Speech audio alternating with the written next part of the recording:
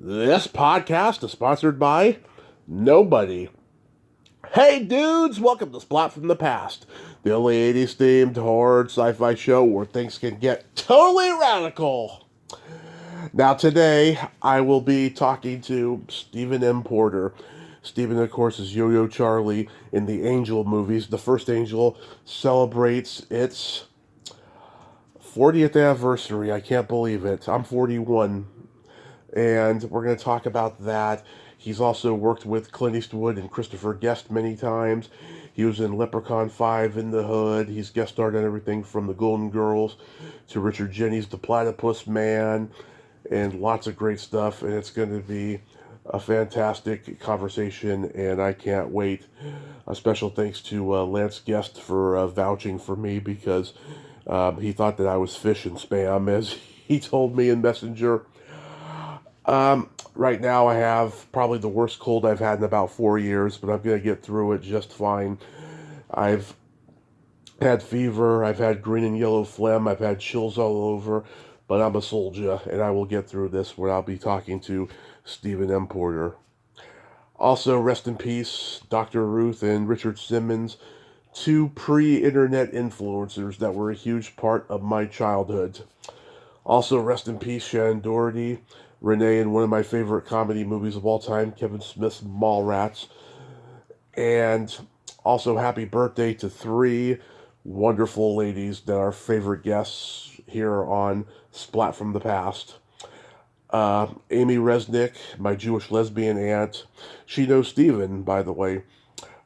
Joy Eileen, my no-filtered buddy, and Lori Cardile, Sarah Bowman, in George Romero's Day of the Dead. She hits a milestone today. Happy birthday, Lori, Joy, and Amy. So yeah, here is my interview with Stephen M. Porter.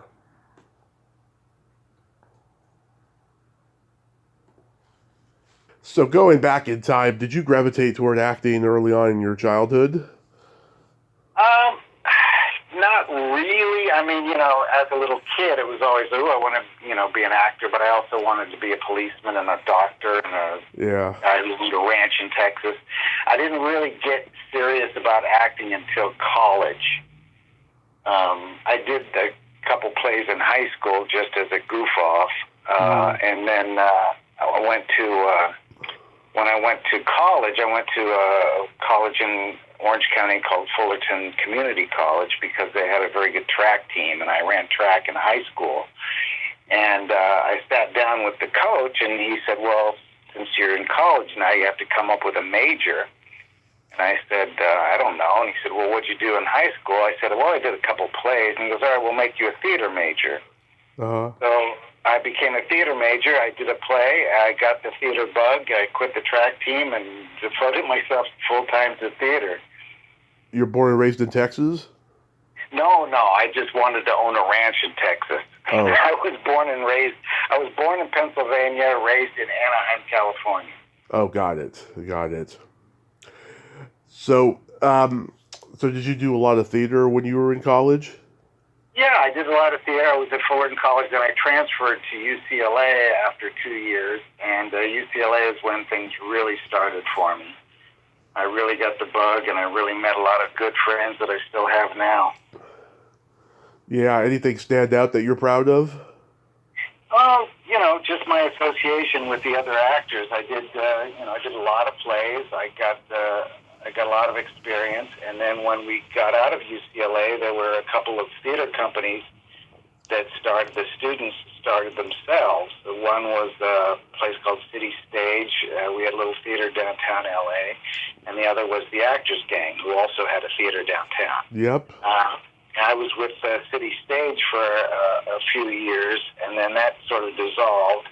And then a friend of mine, Ned Bellamy, who was with the Actors Gang, asked me to do a play with them in about '89.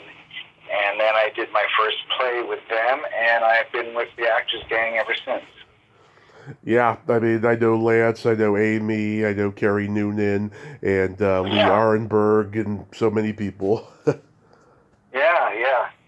Carrie was part of the City Stage group, Mm-hmm. as was Lance. Lance Guest, and Cameron Dye was actually in Cameron, both. yeah. In both companies for a while. Yeah, they're all good people. Mm-hmm. So, you started working in the movies a little bit later, right? Yeah, well, my first movie was in 1982. It was Dangerous Company. Dangerous Company, yes, that was it. And it was by a man I had worked with in college, a director named Lamont Johnson, Mm-hmm. who was an Emmy Award-winning director. And I met him doing a play in college, and he gave me my first job in Dangerous Company with Beau Bridges back in '82. He directed Space Hunter: Adventures in the Forbidden Zone. Yes, he did, and I was also in a movie called Ernie Kovac, Between the Laughter, with Jeff Goldblum, and a movie called Crash Landing, yeah, the Rescue of Flight 232 that Lamont also directed. So I worked with him in 3 films. He was great. Yeah. So how do you get cast in Angel? Angel, I just did an audition for. And they liked me, and I was sort of. It was funny. On my way to the audition, I was all dressed up in a Charlie Chaplin outfit, and my car broke down. Mm-hmm. So I had to pull into a mechanics and get them to fix it while I was on my way to the audition, dressed up as Charlie Chaplin. That was quite odd. And then I got the audition and got the part. And then after that was Avenging Angel. It was already like in the script that the guy was like dressed like Charlie Chaplin. Yes, I believe it was. And this was like one of the last movies that New World made under Roger Corman's management. Right. Before Tony Randell took over. Yeah, like did you have to create a lot of Yo-Yo Charlie on your own? Yeah, I turned him into a juggler, and I knew how to juggle a little bit, and I'd learned a couple of yo-yo tricks on my own. So when I went into the audition, I had that in my little bag of tricks, and so that I'm sure helped. And after that, we did some yo-yo training, so I would have some experience before we shot the film. Yeah. So, did you already know how to use a yo-yo, or did you have to do a lot of practicing? I did a lot of practicing. And then when I got the part, I did a lot more practicing and talked to some people that I knew that were actual yo-yo people, and they taught me a few tricks. Have you ever heard of Dan Kamen? No, I haven't. He's been a Charlie Chaplin impersonator for probably 50 years. I talked to him. Gosh. I talked to him a few years ago. He taught Robert Downey Jr. when he played him in the movie and stuff. Oh, wow, that's some serious stuff. Yeah, he's been playing Charlie Chaplin in a one-man show forever now. Wow. He's a very interesting guy. Yeah. Yeah, I love the Angel movies, and yeah, I like how you ask Donna McDaniel how's business, and she said, like you, yo-yo up and down. Yeah, that's right. She was very sweet. Yeah, and just when Yo-Yo Charlie is going to get some, she gets killed by John Deal. Oh, isn't that the luck? Yeah. Just the bad luck. What was Rory Calhoun like? Oh, he was a hoot. They were all just crazy people. Roy Calhoun and, gosh, a lot of the others were just... Dick Shawn? Yeah, he was crazy. I loved him. Susan Terrell was a treat. Mm-hmm. I got to meet Cliff Gorman. I mean, there was a lot of Hollywood history in that movie. Oh, yeah. Yeah, I mean, Susan Tyrrell, she was a force of nature from what I've been told. She sure was. She was just crazy. She would show up on the set on the back of a chopper motorcycle with some motorcycle guy that dropped her off in the morning. And, yeah, she was crazy fun. Very nice, too. Yeah, she tells you if you touch the phone, she'll break your dick, and you look down. Yeah, she was great. Now, obviously, Donna Wilkes and Betsy Russell have different looks and different energies, but what were they like to work with? They were great. They were all very nice. Everybody, there was absolutely no problem on the set, except for one day the director blew out his knee. We were sitting around having our lunch break. I can't remember whether it was Angel or Directing Angel or Avenging Angel, and he was sitting on the ground and he moved and he blew out his knee, and we had to stop filming for the day, and the ambulance had to take him away, and the next day he shows up with his leg in a cast and shot the rest of the film with his leg up in the air. Yeah, crazy. Yeah. In the second one, Avenging Angel, they gave you more to do. Was that like a condition of you reprising your role? No, I didn't ask for anything. They were very generous, and they just gave me what they gave me, and I'm sure my agent had something to do with it too. But I remember talking to one of the writers, Joseph Calla, I believe was his name, and he told me, he goes, we wrote you in the very beginning of it, and then I kind of forgot about your character, because after a while, my character's just not in it anymore. And he said, I just kind of forgot. I'm sorry. That's why you're only in like half the movie. Yeah, Barry Pearl, he played the festive Johnny Glitter. I've talked to him. Nice guy. Was he good to work with? Oh, he's great. They were all great. I had so much fun doing that. I was young. It was one of my first jobs. It was all new to me. It was just a hoot. I had so much fun on that. Yeah, Frank Doubleday, and a lot of good actors. Were you ever in talks to do Angel 3 and 4? No, they never asked me. I think it was a new crew that was working on that one, and they took it in a different direction. Yeah. So they never asked me to be in that, which I would have, but nobody asked. So what can you do? I like them all. Yeah. So going back to Ernie Kovac's Behind the Laughter, what was Jeff Goldblum like to work with? Absolutely great. He and I used to joke around on the set. Because I'm sort of an improv actor as well, and he and I just hit it off. I played his sidekick, a guy named Rusty Valentine, I think was the name, and I was his sidekick. So we spent a lot of time together, and he was really nice. He was, it was the beginning of his career as well. Mm-hmm. I'm not sure he was quite as established as he is these days, but he was so much fun, and we played around and joked around. And then I saw him a few years later, and he still remembered who I was and who I played, and I was impressed and surprised about that. Oh yeah, I've heard that about him. He remembers people. Mhm. Yeah, it was great. Yeah, I've talked to Ernie's stepson. I get asked on a regular basis if I'm related to Ernie, and I keep telling people I don't have an S in my name. Right. Now that was a really underrated TV movie, and I thought it was a really done a part of Ernie Kovac's life that nobody knew about. And Ernie Kovac was such a revolution with the kind of humor that he did. David Letterman, honored him with his stuff on the TV show, and he was quite inventive and innovative. Yeah, Letterman was like Ernie Kovac's and Steve Allen. Mm-hmm. Very much so.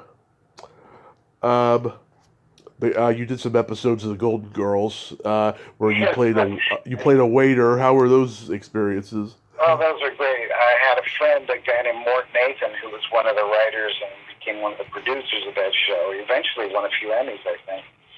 And so he gave me my first after job on those, and that was so much fun.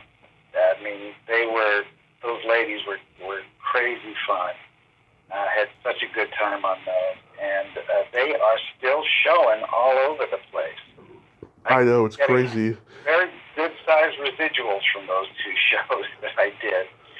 It's sort of amazing after all these years. Yeah, it's crazy how popular that show still is. Still is, yeah. It really empowered older women, you know. Sure did.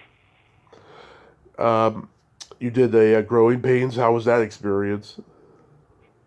That was good. I don't remember it much. I forget who I played on that. Oh yeah, I was the manager of a movie theater that one of the kids tried to sneak into, and I had to wear this crazy uniform of a guy who worked at a movie theater, and I had to bring one of the kids back because he tried to sneak in, and so I got him in a little bit of trouble. But the amazing thing was that that was one of the first parts that Leonardo DiCaprio was in, and he was just a kid on the show. And there was a scene where he had to cry, and he couldn't work up the tears. And I'm thinking, oh man, this kid's never gonna make it in Hollywood. Really? You thought that? Yeah, but boy, was I wrong. He turned out to be one of the finest actors that Hollywood's ever seen. But at the time, I was thinking, oh boy, this kid doesn't have a future.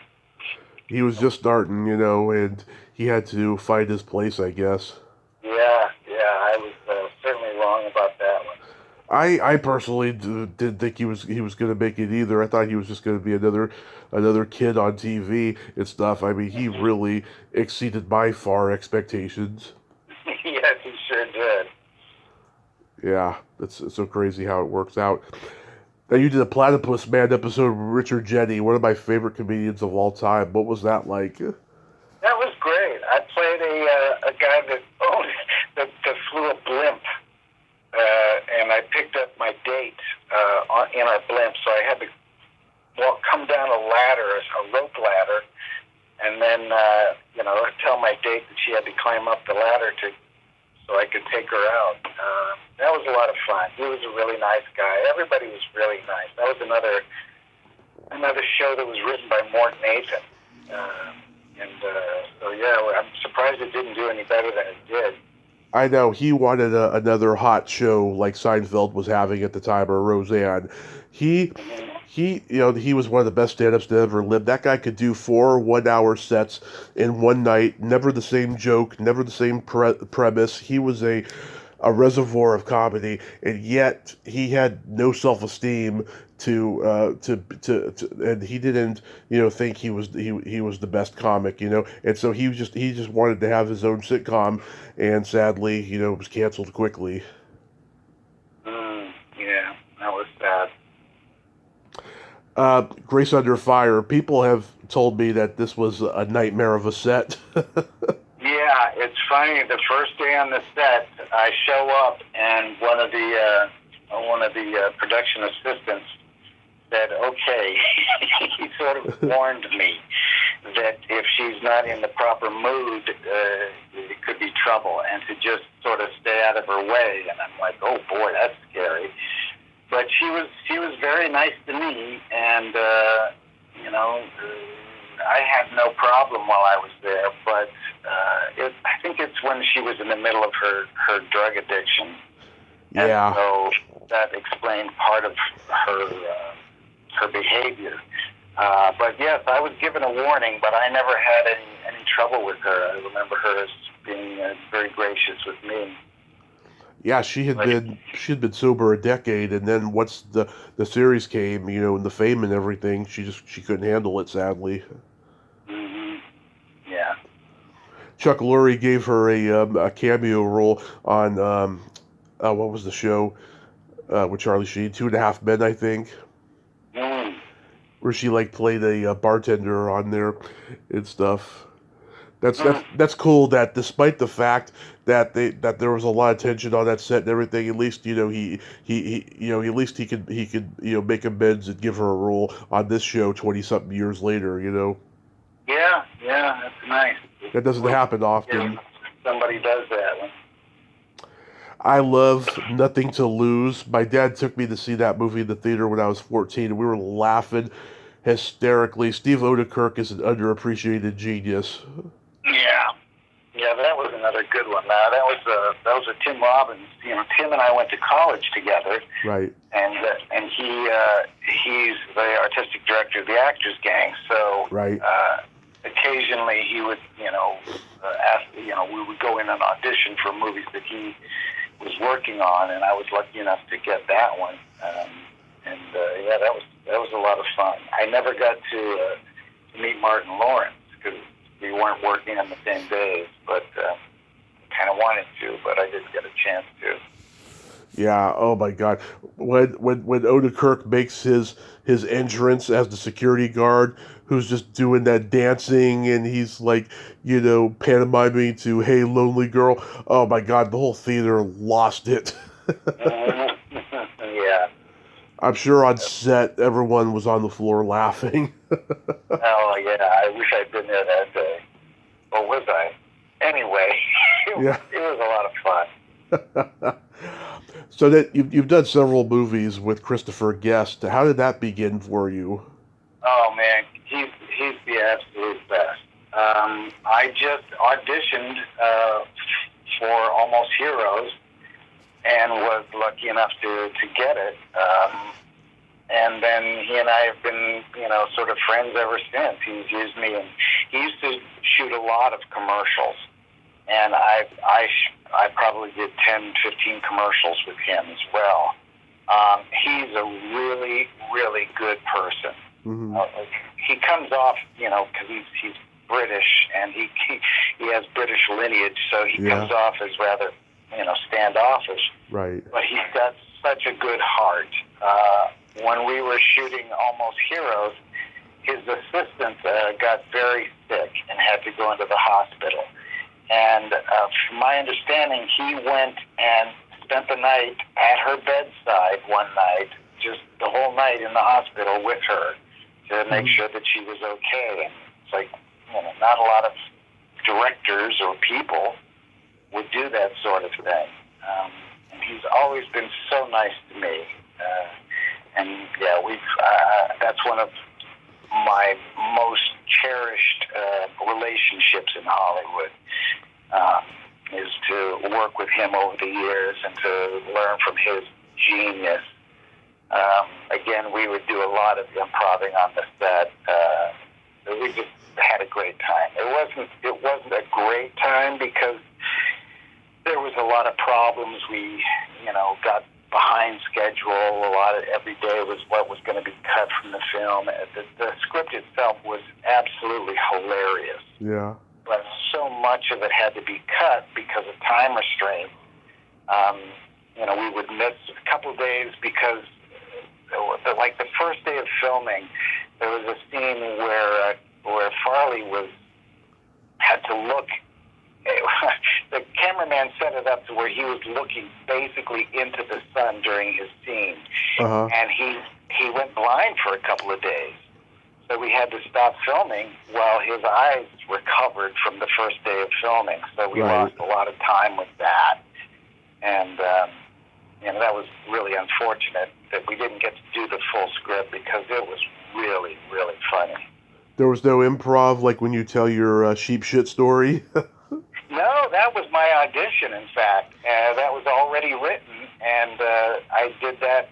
That was what they asked me to do for the audition. So that little speech got me the part. And so I knew it well by the time we shot it, because I had done it in my head 1,000 times. Yeah, oh God, it's hilarious. Tell them the best part, and you say, it was me. Yeah. Yeah. Yeah, I mean, the whole script was like that. It was just so darn funny. That's one of the big tragedies, is that the full script never made it to the screen. It's so trippy how, neither Farley nor Matthew Perry are with us. It's really, it's like, it's really hard to fathom. There was a lot of people that, that were in that are no longer with us. Yeah, well, Eugene Levy is still with us. He's a genius, too. Thank goodness. He was a real nice guy, too. We got along very well. You know, after the filming, we remained friends. I like Best in Show. That's a funny movie. And great! What a great time that was. my favorite Christopher Guest movie is A Mighty Wind, but you weren't in that one. Yes, I was. Oh, you were? Yeah, I was. My scene. This is another reason that Chris Guest is such a good person.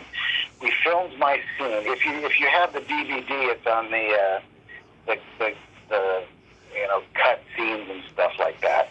But my scene was cut. I had a scene with John Michael Higgins, and our scene was cut, and he sent me a note saying that he apologized for my scene not being cut. They shoot like 300 hours of film and have to cut it down to an hour and a half. So a lot of things get put on the floor, on the cutting room floor because of that. But what he did was he hired me to do some of the ADR work on the film, so I would get residuals for the movie. So I did a couple days doing the background voices with another, what we call a loop group, that did the background voices and stuff. So the woman and I that were in my scene that got cut, we still were able to work on the film, and we are still able to receive residuals on that film. So that's another reason that I think Chris Guest is just a great, great person. Nice, yeah. It's like the Spinal Tap of folk movies, and it's just laugh out loud hilarious. Ed Begley plays that Swedish guy who does Hebrew. Oh gosh, Begley's great. He's a hoot too. That's another thing about working on Chris Guest films is that there's no attitudes, there's no divas. Yeah. Everybody's working pretty much for scale because they want to, and everybody is really, really nice. And nowadays, when I see some of the people that are on those films, they remember me, and I'm still friends with them. I've worked a few times with John Michael Higgins. Oh yeah. On various commercials and TV shows, and he's one of the nicest guys in Hollywood. I've been really blessed to have been hooked up with Chris Guest and his crew. How about guest starring on Norm? Yeah, Norm. That was a crazy offshoot of Cheers. I think I was in a jail or something for that one. Yeah, you worked with all these great comedy geniuses, who passed away so young. Yeah, I hope it wasn't me. I had nothing to do with it. He had some great people on that show. He had Laurie Metcalf and Artie Lang and Max Wright, and Peggy Stewart. A lot of good people were in that show. Yeah, good folks. Good folks. Yeah, he was just a dryly hilarious guy. You played the hip-hop record mogul in Leprechaun 5 in the Hood. Oh my gosh, that's one of my favorite things to tell people, that I was in the Hood 5. Yeah. And that was one of the creepiest sets, because the guy that played the Leprechaun, Warwick Davis, saw him out of makeup, and he was really scary looking. Oh yeah. As the little Leprechaun, and so seeing him walking around the set just gave us all a chill. But that was crazy. That was a fun one too. I got to dress up sort of as a pimp in a long fur coat, and they kept falling off my shoulders because they didn't want my arms to be in the sleeves, and it was just a hoot. Yeah, your name was Barry Grady, which is a play on Barry Gordy. Right. I told the kids they're going to Vegas because they won some competition or something. Yeah, I've heard Warwick Davis. I think he has a complete disdain for being known for the Leprechaun now. He was scheduled to be at some UK HorrorCon, and he didn't show up, and so many fans were disappointed. Yeah, I bet that makeup was just horrible to go through every day. I know he did 6 of them probably. Yeah, he you make a good living, but sometimes you just got to call it the quits. Tell me about working with Clint Eastwood on $1 Million Baby and The Flags of Our Fathers. Oh, that was great. Those were great times. I had been told this before, that you have to go to the set completely prepared because he doesn't do too many reshoots. There's like 1 or 2 takes of everything, and that's it. So you better get it right the first time you do it, or you're in trouble. So before that, I was doing a play in New York at the time, and he'd seen it and hired a couple of us from the play to be the referees. And so I, watched a lot of boxing videos back then, and so I could learn, the moves and stuff. And I remember on the set one day, I was supposed to separate the 2 fighters, and I asked him, I said, when should I separate them? And he said, well, whenever you feel like it.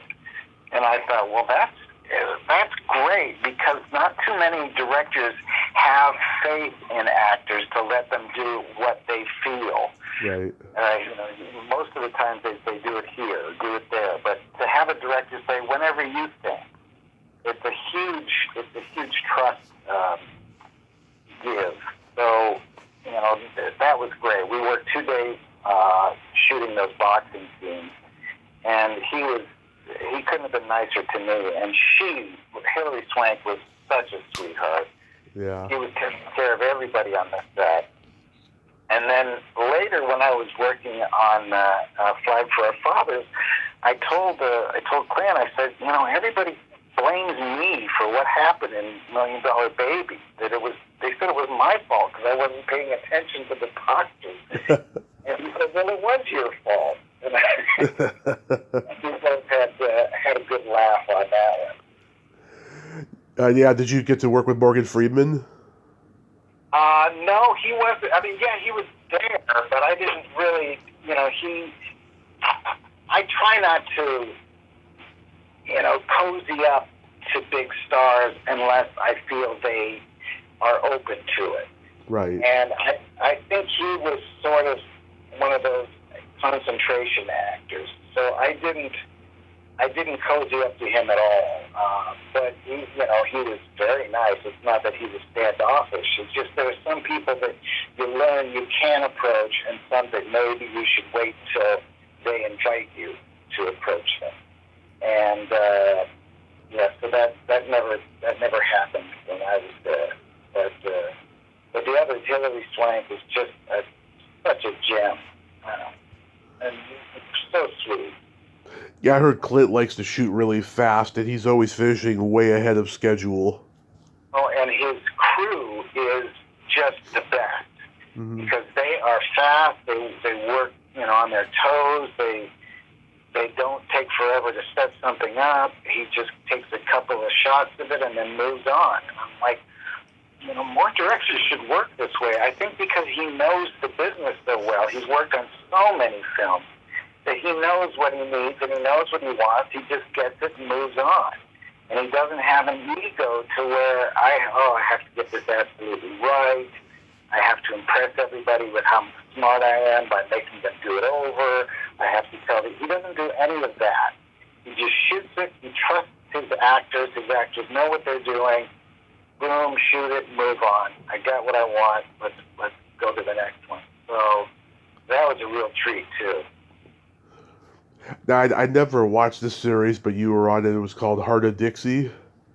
Oh, that was the best job I've ever had. Mm-hmm. That was just I can't say enough about what a great time that was. I got to do like 25 episodes, and the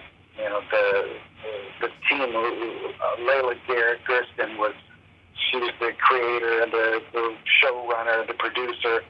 She was so sweet to me. That was one of those jobs that you just like, this is actors heaven. You'd show up every day. Everybody was pleasant. Everybody was nice. They would, shoot it, and it was just one of the best experiences of my entire career. Yeah, Usually an actor like me who only work a couple days, except for the Chris Guest Almost Heroes, that one I worked for 3 months on, which was such a treat. But usually you only work a couple days on a set, so you're always the new guy. Right. So working on Heart of Dixie, you'd come back a couple weeks and you work and you got to know the crew and you weren't an outsider. You were part of the show, and they used a lot of the townspeople, as they called us, over and over and over again. So it was a great job. Yeah, Rachel Bilson, I've interviewed her father, Danny Bilson, the writer, producer. Mm-hmm.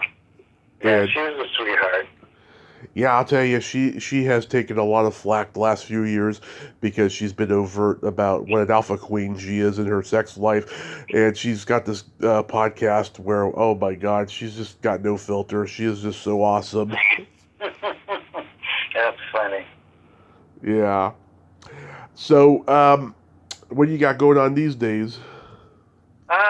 Just doing a lot of theater. I'm not retired. I still, I still do auditions, although it seems most of the auditions are you shoot them at home and send them in the computer. I miss the old days of going, auditioning live in front of, the director and the producer and stuff. But yeah, I'm still working, still doing movies, doing TV, commercials, and, still clipping along. Actors, they never retire. Their phone just stops ringing at some point, and luckily mine hasn't yet. I'm sure COVID and the strike was bad for you financially. Yeah, that hurt everybody. But hopefully, and Hollywood's not the same as it was before. There's, what with the strikes, there was less content now, and things are changing as far as all the streaming services and stuff. But they still need good actors, so I'm sticking it out. Yeah. You still do theater? Oh yeah, all the time.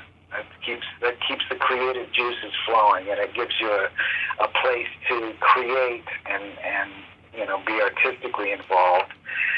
Because you could go a month or two without working on a commercial or a TV show or a movie, but you can always do theater to keep your acting chops greased up and loose and ready to go.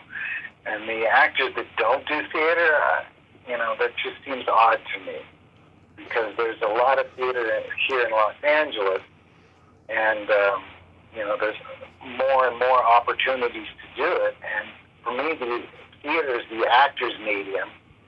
TV is the writers, movies are directors, and theater, to me, is an actor's medium. You get to experience the entire production in one night, rather than spending months and shooting out of order and things like that. What would you say was your best moment on stage?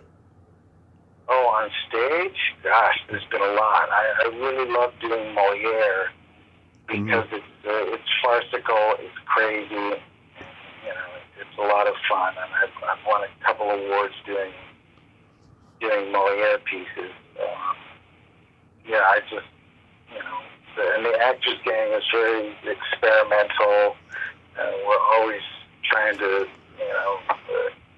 stretch the medium and see. But there's just been so many. I mean, with the Actors Gang, I've done over 50 plays with them over the years, and so it's hard to say which one's your favorite. But there's been a lot.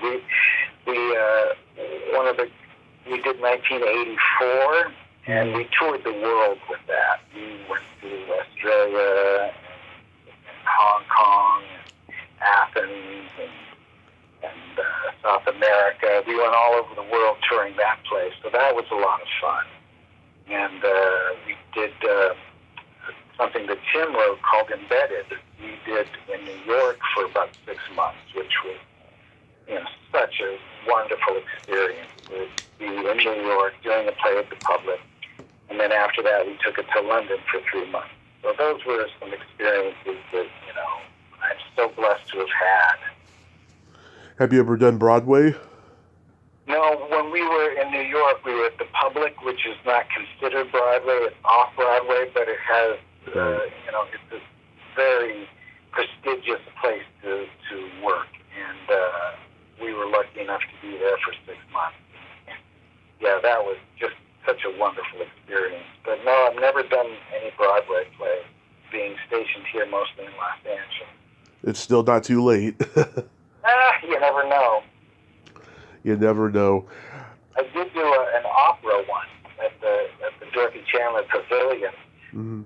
They did their Rosencavalier one time, and they needed some physical actors. So I played the Baron's clumsy son in that, and boy, was that a treat doing a professional opera. That was a whole different world than what I was used to. Yesterday was Amy Resnick's birthday. I wanted to bring up. Yeah, bless her heart. Yeah, she's an actress. Man. She's so talented. It's just a great person, a really great person. Mm-hmm. Love having candid conversations with her. She's so real and authentic. Yeah, she's one of my favorite people. Well, Stephen, I hope you do get cast in something soon, and I thank you so much for coming on today. Well, thank you for asking. It was a pleasure to talk to you, and I really appreciate your asking. My pleasure, sir. You have yourself a great rest of your day, and be safe out there. Thank you. You as well. Thank you. Bye-bye. Right, bye. Well, there you have it. Stephen M. Porter. Ain't he a cool dude? Oh, what a nice man, huh? Great stories there. I'm so glad we could talk today. I had no idea he was a part of the Actors Gang, but yet I'm not surprised with all the people that we knew in common. Well, until next time, this is Tommy Throwback Kovac saying there's no shame in living in the past because the present sucks. Later, dudes!